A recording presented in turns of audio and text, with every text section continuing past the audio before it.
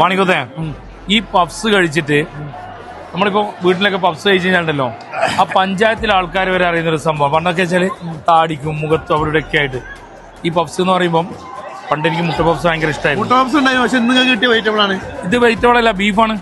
ബീഫിന്റെ അതാണ് അതാ പറഞ്ഞ ബീഫ് പഫ്സ് ആണ്. ഇവിടെ ദിബ ബേക്കറിന്റെ സ്റ്റാള് വന്നപ്പോ കമോൺ കേരളയില് എന്തായാലും ഒരു കടി അടിച്ചോക്കെ എങ്ങനെ നോക്ക്. അപ്പൊ പീസ് എടുത്തിട്ടില്ലല്ലോ, എന്താ പറയാ സെന്ററിലാണ് പീസ് ഉള്ളത്. ബിസ്മില്ലാ.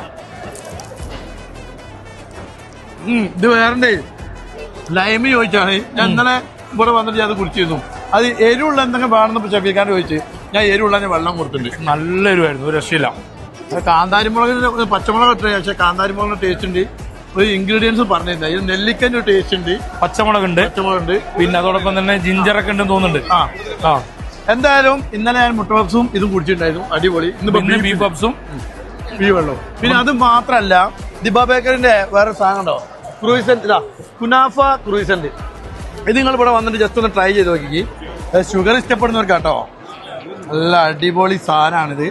ഇത് എന്തായാലും കഴിച്ചാൽ എന്തായാലും മോശം പറയില്ല. ഇതെല്ലാം വൈറൽ കണ്ടന്റ് ആണ്.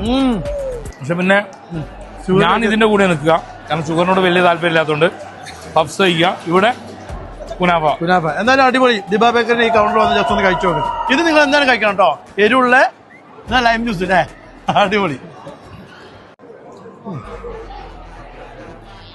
ഞാൻ കുനാഫ ചോക്ലേറ്റ് ട്രൈ ചെയ്തതാണ് ആൻഡ് ദിസ് ഇസ് ഗുഡ്. എനിക്ക് ഇഷ്ടപ്പെട്ടു.